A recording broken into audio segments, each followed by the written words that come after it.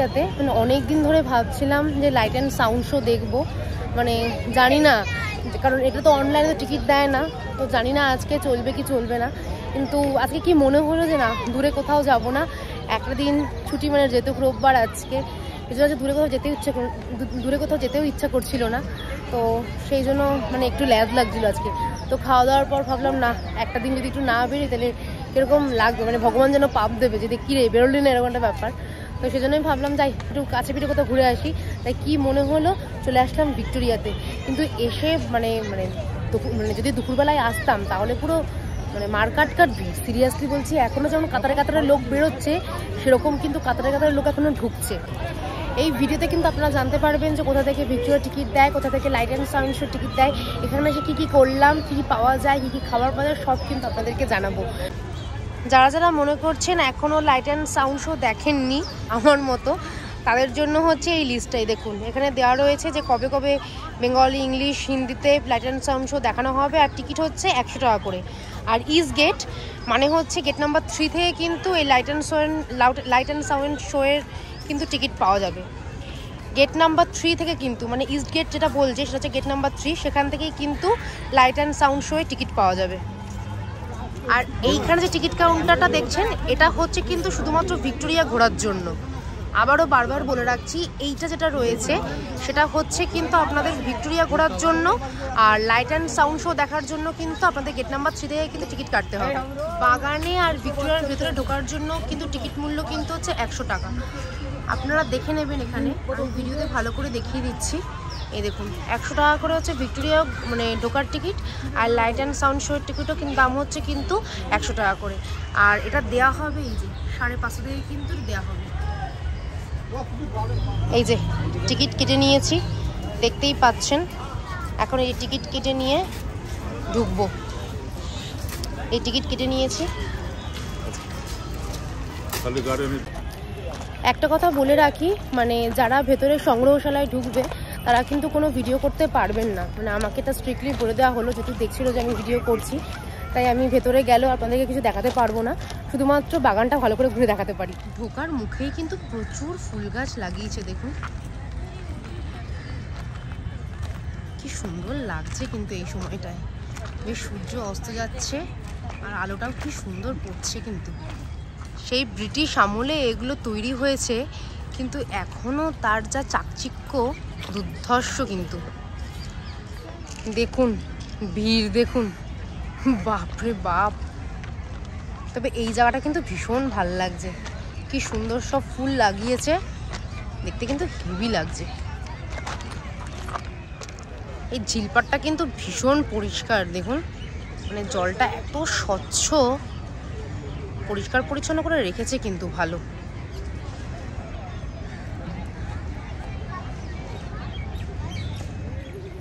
যদিও শীতকালে আসলে ভালো, আমি প্রায় একদম গরম পড়তে যাই তখন এসছি, কিন্তু মানে এগুলো হচ্ছে শীতকালে আসার আদর্শ জায়গা। এবং আমাদের বাঙালিদের কাছে ইমোশন কিন্তু, মানে শীত পড়লেই চিড়িয়াখানা, ভিক্টোরিয়া, এই সমস্ত জায়গায় আমরা যাই।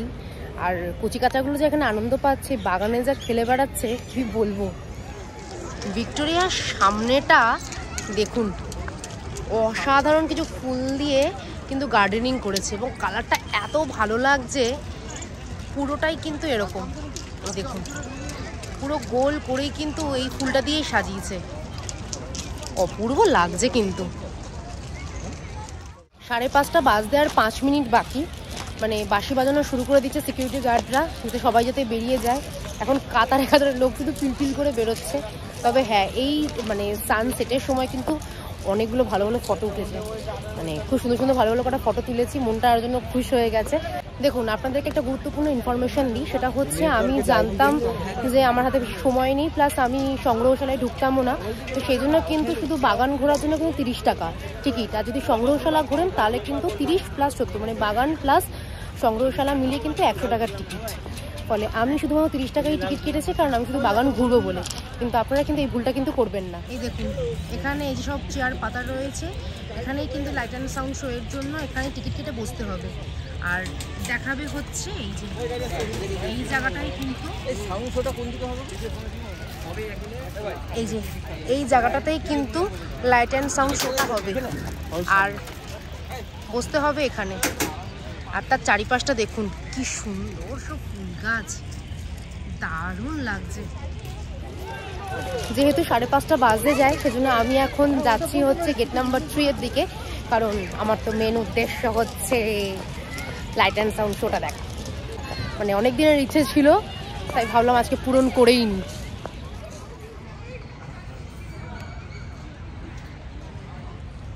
যারা ভিক্টোরিয়া এসে খাওয়া দাওয়া করতে চাইছেন, এই দেখুন এটা হচ্ছে ক্যান্টিন, বাট ডট 5:30টায় বন্ধ। আমি বন্ধ পেলাম কারণ একদম 5:30 বাজে। আর এটা হচ্ছে এই যে এখানে কিন্তু ওয়াশরুম রয়েছে, ফলে সব ব্যবস্থাই কিন্তু পাবেন। সব ভালো তো আর একসাথে হয় না, ভাবলাম একটু চা খাবো, হলো না, কি করবো আর, কপাল খারাপ। এই জন্য একটু আগে আসতে হয়, আমার মতো লেট লতিফ হলে যা হয়। এটাই হচ্ছে কিন্তু গেট নাম্বার 3। আর এই যে এখানে এই লাইনটা পড়েছে, এটা কিন্তু পুরোটাই কিন্তু লাইট অ্যান্ড সাউন্ড শো এর জন্য।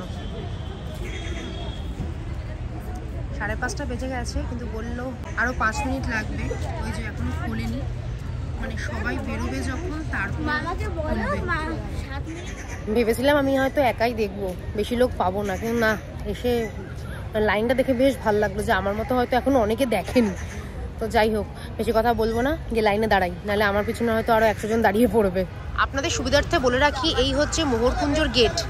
আর ঠিক মোহরকুঞ্জর গেটের ঠিক সামনেই যে ভিক্টোরিয়া যে গেটটা দেখতে পাচ্ছেন, এটাই কিন্তু গেট নাম্বার 3। এখান থেকেই কিন্তু লাইট অ্যান্ড সাউন্ড শো এর কিন্তু টিকিট পাওয়া যাবে। আপনারা যখন আসবেন তখন ভিডিওটা কিন্তু ভালো করে দেখে নেবেন, তাহলে কিন্তু আর কোনো সমস্যা আপনাদের হবে না। মানে 5:30 বাজার আগে থেকেই বাঁশি বাজানো শুরু করে দিয়েছে সবাইকে তাড়ানোর জন্য, কিন্তু আমি পরে ভালো করে দেখলাম যে 6টা অবধি কিন্তু বাগানটা কিন্তু ঘোরাই যায়। তাহলে আমার মতো কিন্তু এই ভুলটা করবেন না, মানে পুরো একদম 6টা অবধি থেকে পুরো পয়সা হুসুল হয়ে, মানে পয়সা হুসুল করে তারপর বেরোবেন। আজকে মনে হচ্ছে কপালটাই খারাপ, জানি না কি হবে। মানে 6টা বেজে গেল, কিন্তু এখনও টিকিট কাউন্টার খুললো না। তারপর গিয়ে কথা বললাম, বলছে ওদের মেনটেনেন্সে কিছু সমস্যা হচ্ছে, ওরা এখন মানে সাউন্ডে কিছু সমস্যা হচ্ছে, সেই জন্য ওরা এখন মেনটেনেন্স করছে, 15 মিনিট পর জানাবে। মানে আজকে মনে হচ্ছে আমার সিরিয়াসলি কপালটা খারাপ। মানে যতটা মানে আনন্দ নিয়ে আমি ঢুকেছিলাম ভিক্টোরিয়াতে, জানি না কি মন নিয়ে বেরোতে হবে। মানে যদি না দেখে ফিরি, মানে সিরিয়াসলি খুব বাজে লাগবে, জানি না। লাইন শুধু বাড়তে থাকছে, কিন্তু কোনো ভরসা নেই আজকে কি হবে। মানে আজকে যদি আমরা না দেখে ফিরি, তাহলে এই লাইন দেওয়াটাও যেমন ব্যর্থ হবে, এই এতগুলো মানুষের মন কিন্তু পুরো ভেঙে যাবে আজকে। কারণ সবাই ছুটির দিন একটা মন নিয়ে এসেছিল যে না আজকেটা দেখবো, জানি না কি হবে।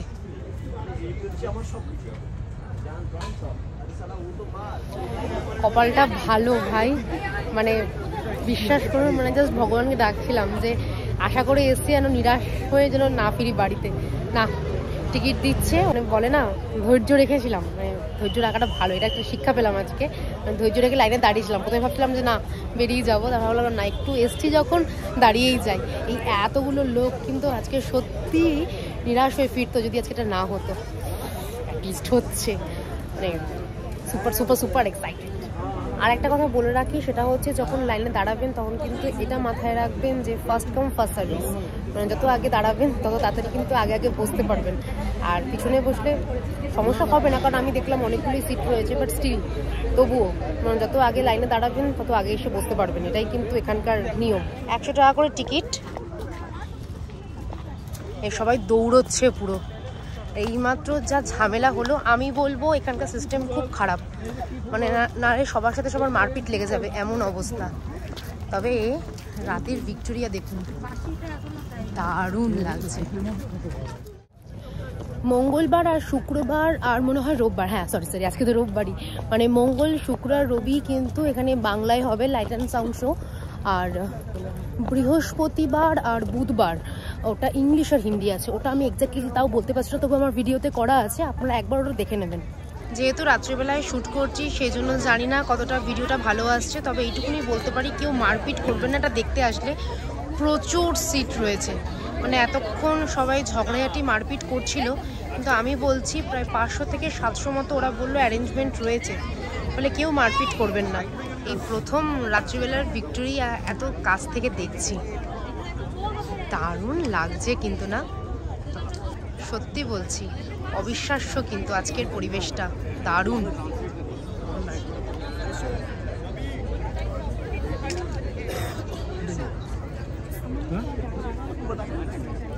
সমস্ত লাইট অফ করে দিয়েছে, তার মানে এখনই কিন্তু শুরু হবে।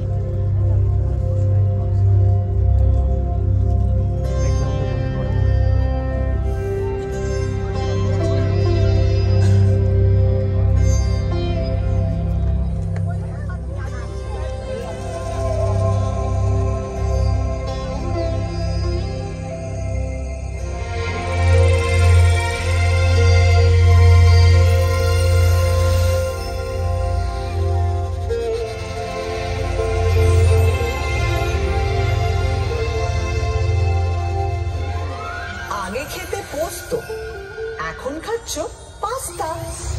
আগে চড়তে হাতি, এখন ফ্লাইওভারের রাস্তা। বদলে যাচ্ছে, সেমও থাকছে কলকাতার সিন। উঁচু থেকে সার্ভে করছি অনেক অনেক দিন, সেসব গল্প বলবো এবার। 1 2 3। আমায় নিয়ে পট এঁকেছে, এখন হচ্ছে মিম। বয়স হলো 300 400 হাজার খানেক থিম। কি বলবে আর কি বলবে না, যদিও মেয়েটা ভালোই চেনা, তবু নিজেও ঘুরতে এলাম, দুজন মিলে টিম। একটা গাড়ি সা করে বেরিয়ে এলো 38-2 এলগিন রোডের বাড়ি থেকে 1941 সালের 16ই জানুয়ারি রাত্রে, এবং সোজা ঢুকে পড়ল বাঙালির আত্মার ভেতর। না না না না না, নেতাজি সুভাষচন্দ্র বসু তার আগেই কলকাতার আত্মায় ছিলেন। উনি তো 1930-এ কলকাতার মেয়র হয়েছিলেন। ওই দ্বিতীয় বিশ্বযুদ্ধের সময় যখন তোমার রাস্তায় শুয়ে খিদের জ্বালায় শয়ে শয়ে লোক মরেছে, আর অন্য লোকেরা তাদের নিয়ে নির্দ্বিধায় অফিস করেছে, আড্ডা মারতে গেছে। ফ্যান দাও ফ্যান দাও চিৎকার চাপা দিতে দরজা জানলা বন্ধ করে গ্রামাফোনের গান শুনেছে। তখন কোথায় ছিল তোমার প্রতিবাদী ফটর ফটর?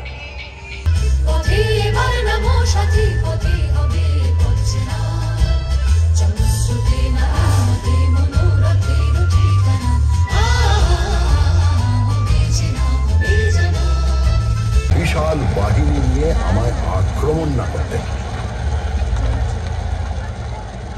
উনি ইস্ট ইন্ডিয়া কোম্পানির সেনাদের গুঁড়িয়ে না দিলে ইংরেজরা চট করে একজন নবাবের বিরুদ্ধে ওভাবে যুদ্ধে নামতো না। যুদ্ধে নামতো ঠিক, শুধু প্রপার নামগুলো বদলে যেত। ওরা দখল না নিয়ে ছাড়ার জাত নয়। ওই যে ইস্ট ইন্ডিয়া কোম্পানির এজেন্ট জব চার্নক প্রচন্ড বৃষ্টি বাদলার মধ্যে নৌকো ভেড়ালেন 1690-এর 24শে আগস্ট। ব্যাস, চাকা গড়াতে শুরু করলো। তোমার ইতিহাসেরও শুরু। জয়ধ্বজা উড়িয়ে এলেন অসামান্য বক্তৃতায়।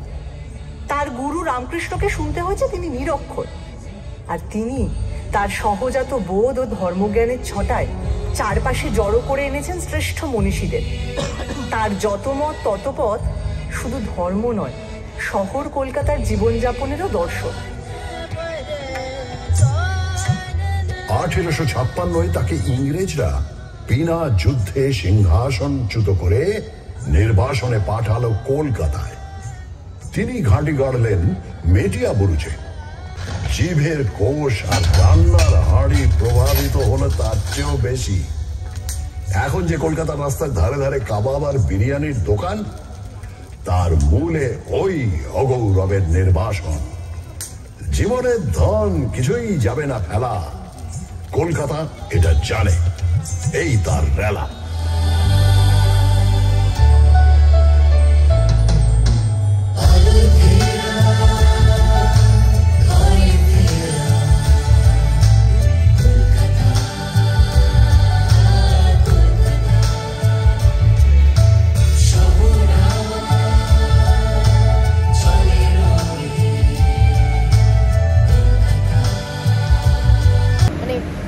সত্যি বলছি, কি সুন্দর, মানে একটা ভালো সময় কাটালাম। এবং সব থেকে বড় কথা, বাংলায় যারা বলছেন, মানে এটা তো বাংলা ইংলিশ হিন্দি তিনটেই ভার্সনে দেখাচ্ছে, আর বাংলায় যারা কণ্ঠ দিয়েছেন সেটা হচ্ছে শুভশ্রী চক্রবর্তী আর সোহিনী সরকার। দুজনেই অসাধারণ, কি দুর্ধর্ষ মানে তারা বলেছেন, মানে আরও মানে ওনাদের বলাতে না আরও ব্যাপারটা আরও সুন্দর হয়েছে।